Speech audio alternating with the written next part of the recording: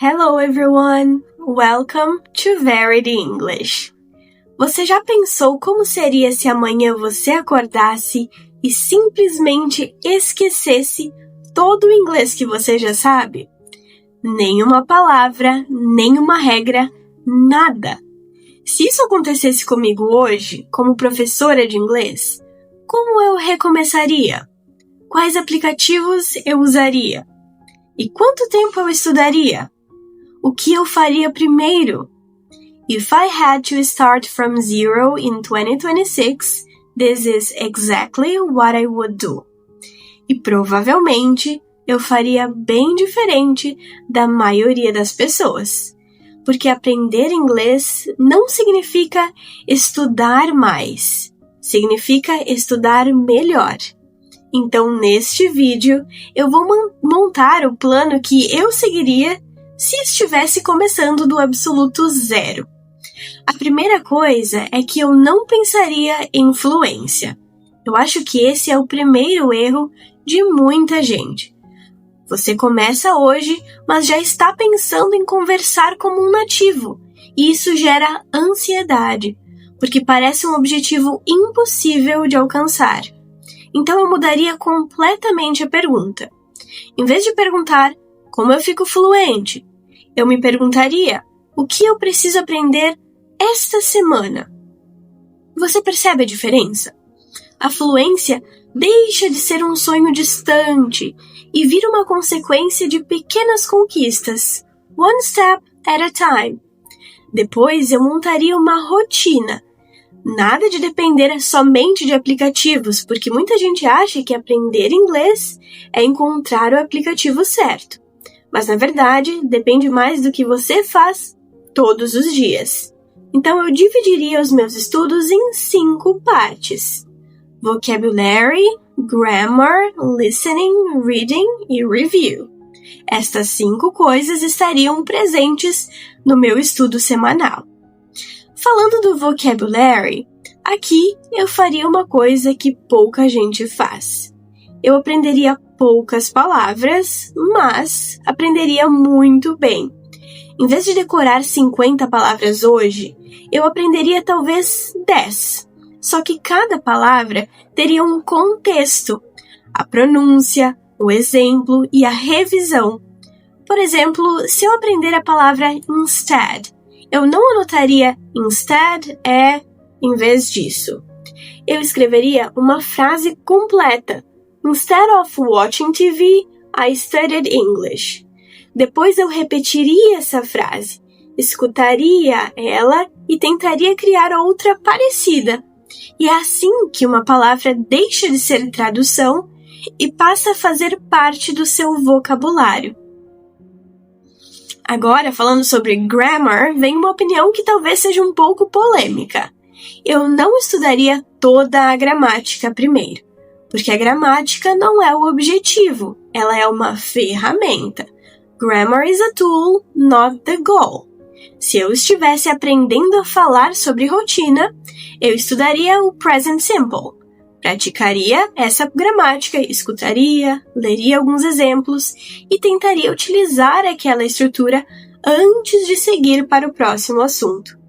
É muito melhor fazer esses exemplos do que passar meses tentando decorar a gramática. Agora falando sobre o listening, eu ouviria inglês todos os dias, mesmo sem entender quase nada no começo, porque ouvir também é uma habilidade. E as habilidades precisam ser treinadas. No começo, você vai entender 5 palavras, por exemplo. Depois entende 10. E então percebe que já consegue reconhecer frases inteiras. Mas isso leva tempo. Acontece, mas leva tempo. E sabe qual é o segredo? O segredo é não esperar ficar bom para começar, e sim começar para então ficar bom. Já na leitura, eu cometeria um erro a menos. Eu não começaria lendo textos difíceis, nem notícias, nem artigos acadêmicos. Eu começaria lendo coisas que eu realmente consigo entender, coisas interessantes para mim. Porque existe uma diferença entre desafio e frustração. o texto precisa exigir um pouco de você e não fazer você desistir. E no speaking, quando será que eu começaria a falar? Na verdade, muito antes do que muita gente imagina. Eu tentaria construir frases simples, mesmo errando, porque ninguém aprende a falar sem falar. Esperar ser perfeito para começar a conversar é como tentar aprender a nadar sem entrar na água. Você só vai melhorar se você praticar. E agora falando da review, aquela parte que quase ninguém gosta, que é a revisão. Mas sinceramente, essa talvez seja a etapa mais importante. Porque aprender não é só assistir a uma aula. Aprender é conseguir lembrar daquilo que você estudou daqui a uma semana, um mês, 6 meses, um ano e assim por diante. Então, nada de apenas revisitar as coisas e só aprender com conteúdos novos.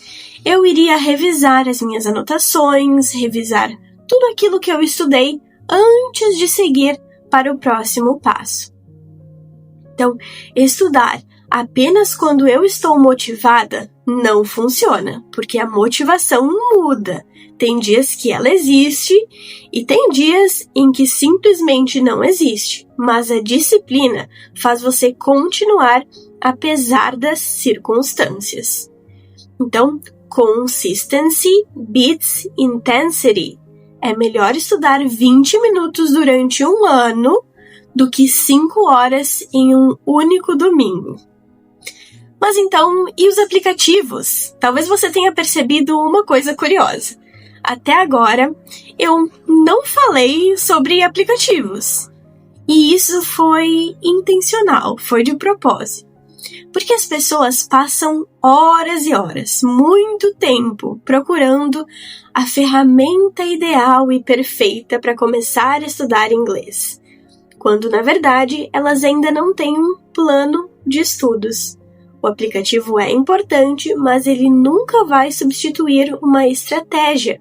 Você pode aprender através do YouTube, livros, podcasts, sites e aplicativos. O importante é que tudo isso faça parte de um plano organizado.